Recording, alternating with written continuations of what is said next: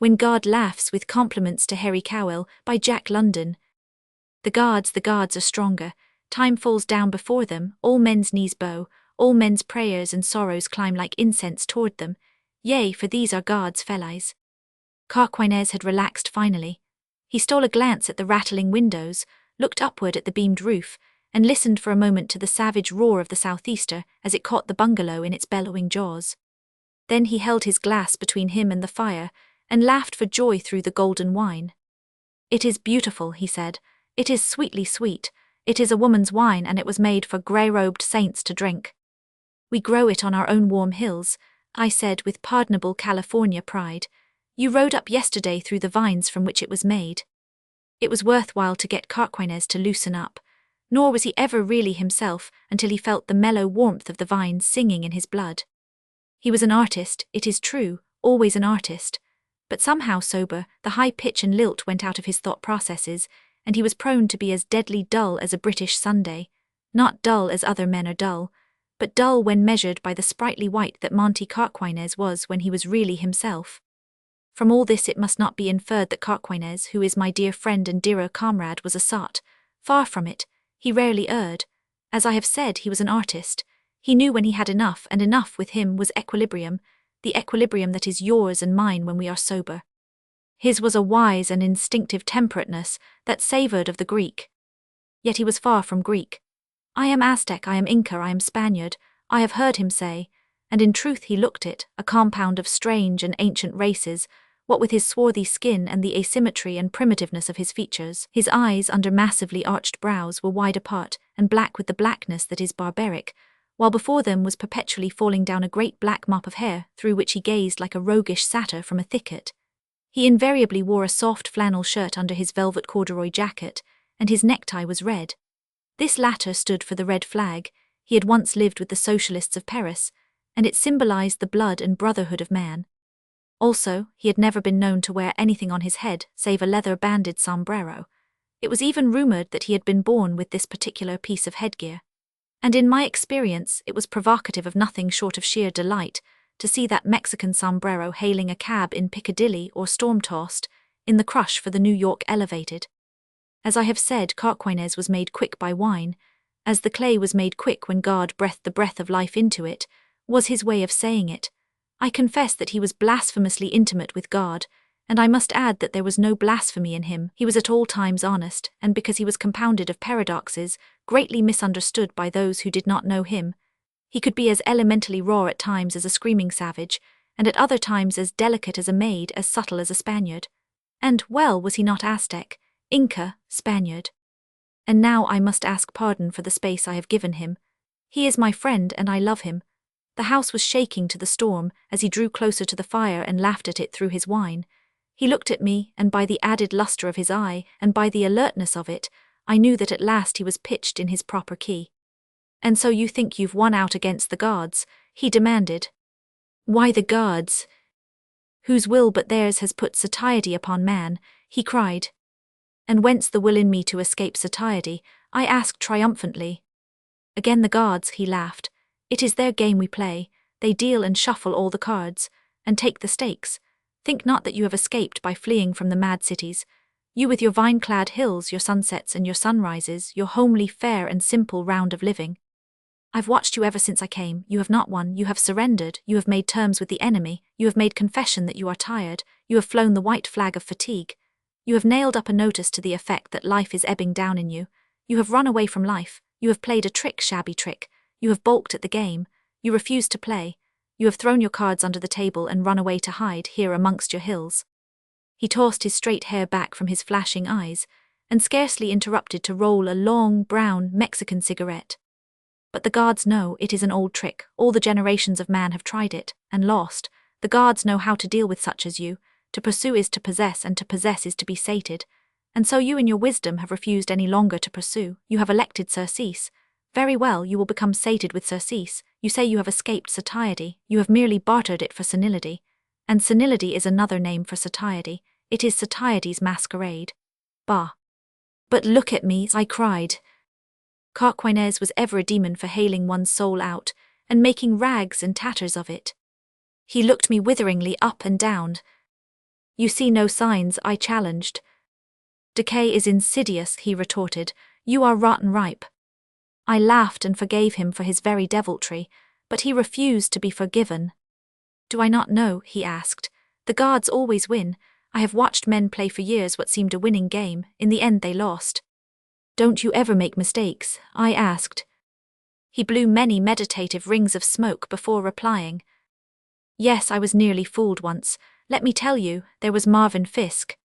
You remember him, and his Dantesque face and poet's soul, singing his chant of the flesh, the very priest of love. And there was Ethel Baird, whom also you must remember. A warm saint, I said. That is she, holy as love and sweeter, just a woman made for love, and yet, how shall I say, drenched through with holiness as your own air here is with the perfume of flowers. Well, they married, they played a hand with the gods. And they won, they gloriously won, I broke in. Carquinez looked at me pityingly, and his voice was like a funeral bell. They lost, they supremely, colossally lost. But the world believes otherwise, I ventured coldly. The world conjectures, the world sees only the face of things, but I know. Has it ever entered your mind to wonder why she took the veil, buried herself in that dolorous convent of the living dead? Because she loved him so, and when he died. Speech was frozen on my lips by Carquinez's sneer. A pat answer, he said, machine-made like a piece of cotton drill, the world's judgment, and much the world knows about it.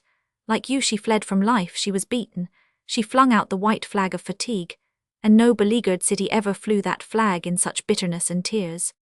Now I shall tell you the whole tale, and you must believe me, for I know. They had pondered the problem of satiety. They loved love, they knew to the uttermost farthing the value of love. They loved him so well that they were fain to keep him always, warm and athrill in their hearts. They welcomed his coming, they feared to have him depart. Love was desire, they held a delicious pain. He was ever seeking easement, and when he found that for which he sought, he died. Love denied was love alive, love granted was love deceased. Do you follow me? They saw it was not the way of life to be hungry for what it has. To eat and still be hungry, man has never accomplished that feat. The problem of satiety, that is it, to have and to keep the sharp famine edge of appetite at the groaning board. This was their problem, for they loved love. Often did they discuss it, with all love's sweet ardours brimming in their eyes, his ruddy blood spraying their cheeks, his voice playing in and out with their voices, now hiding as a tremolo in their throats, and again shading a tone with that ineffable tenderness which he alone can utter. How do I know all this? I saw much, more I learned from her diary. This I found in it from Fiona MacLeod. For truly that wandering voice, that twilight whisper, that breath so dewy sweet, that flame-winged lute player whom none sees but for a moment in a rainbow shimmer of joy, or a sudden lightning flare of passion, this exquisite mystery we call Amma, comes, to some rapt visionaries at least, not with a song upon the lips that all may hear, or with blithe viol of public music, but as one wrought by ecstasy, dumbly eloquent with desire. How to keep the flame-winged lute player with his dumb eloquence of desire? To feast him was to lose him. Their love for each other was a great love. Their granaries were overflowing with plenitude, yet they wanted to keep the sharp famine edge of their love undulled. Nor were they lean little fledglings theorizing on the threshold of love. They were robust and realized souls.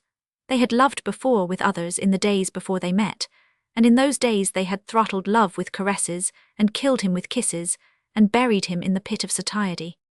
They were not cold wraiths, this man and woman, they were warm human. They had no Saxon soberness in their blood. The colour of it was sunset red, they glowed with it. Temperamentally theirs was the French joy in the flesh. They were idealists, but their idealism was Gallic. It was not tempered by the chill and sombre fluid that for the English serves as blood. There was no stoicism about them. They were Americans, descended out of the English, and yet the refraining and self-denying of the English spirit groping were not theirs.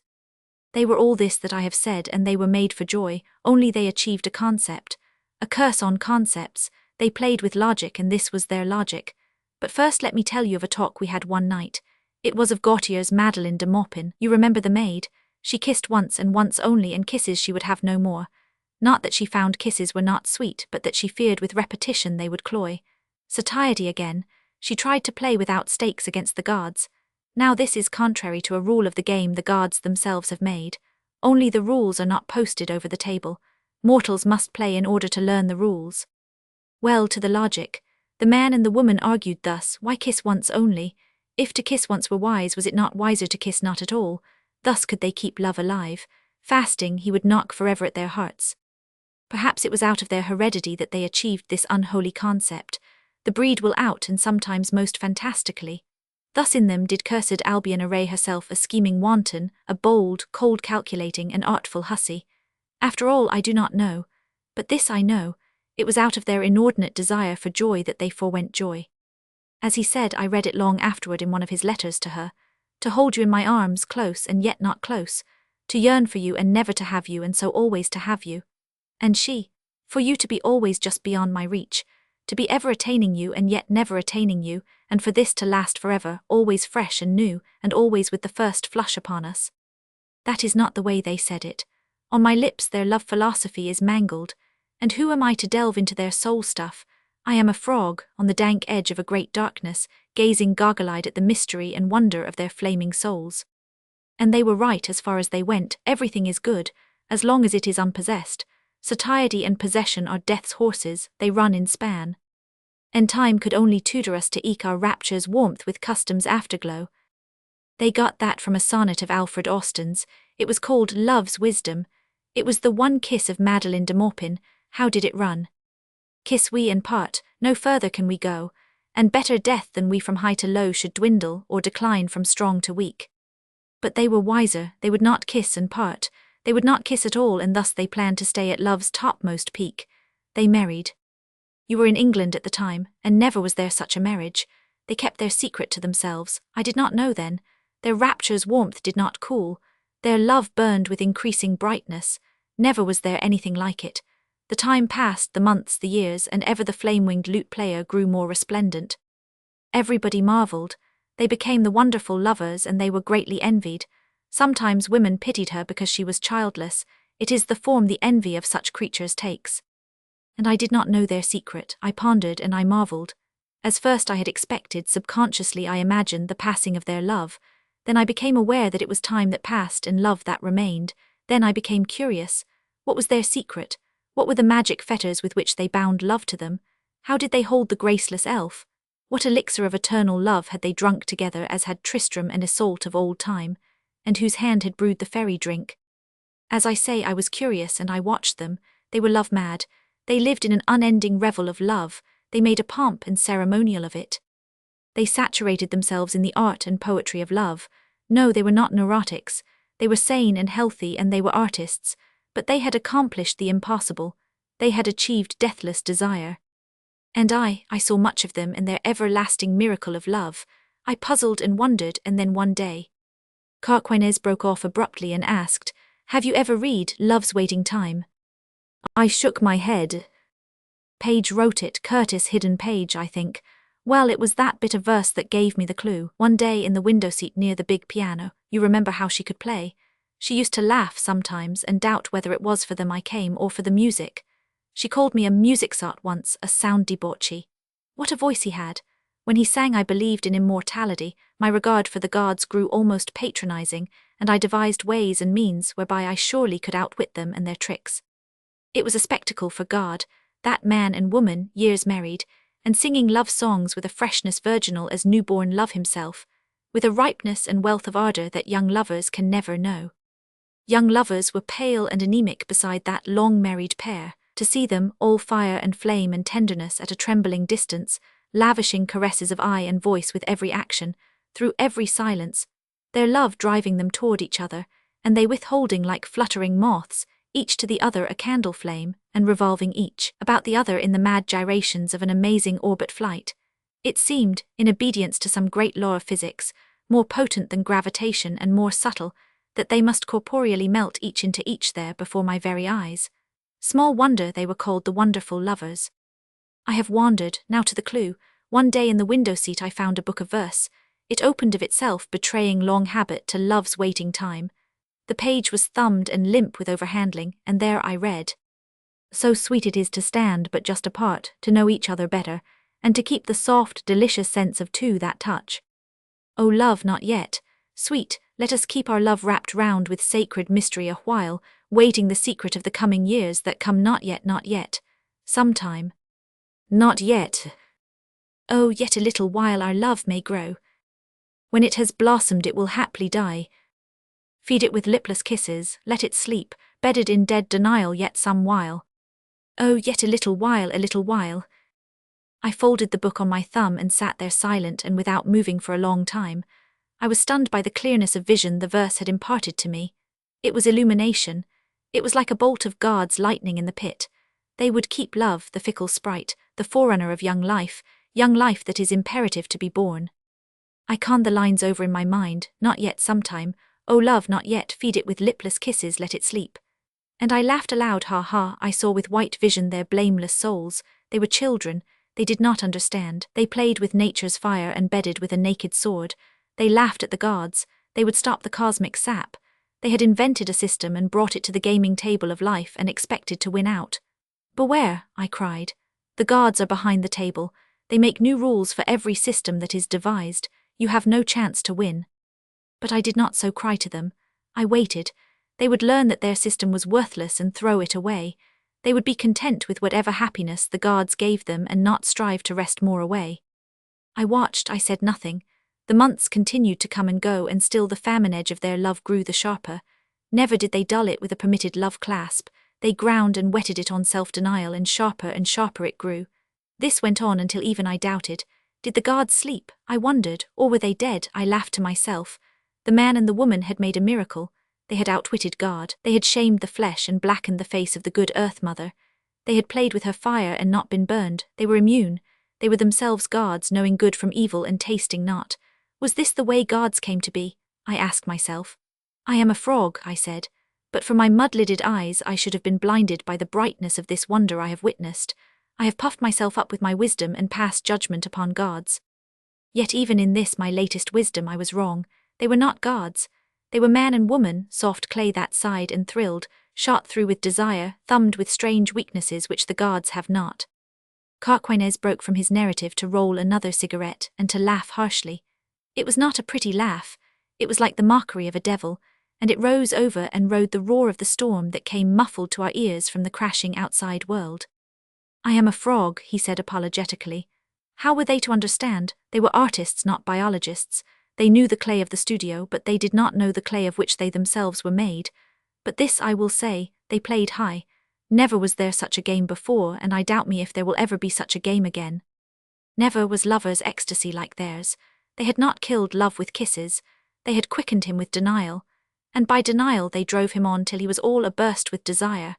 And the flame-winged lute-player fanned them with his warm wings till they were all but swooning. It was the very delirium of love, and it continued undiminished and increasing through the weeks and months. They longed and yearned, with all the fond pangs and sweet delicious agonies, with an intensity never felt by lovers before nor since. And then one day the drowsy gods ceased nodding. They aroused and looked at the man and woman who had made a mock of them, and the man and woman looked into each other's eyes one morning and knew that something was gone. It was the flame-winged one. He had fled silently in the night from their anchorites' board. They looked into each other's eyes and knew that they did not care. Desire was dead. Do you understand? Desire was dead, and they had never kissed. Not once had they kissed. Love was gone. They would never yearn and burn again.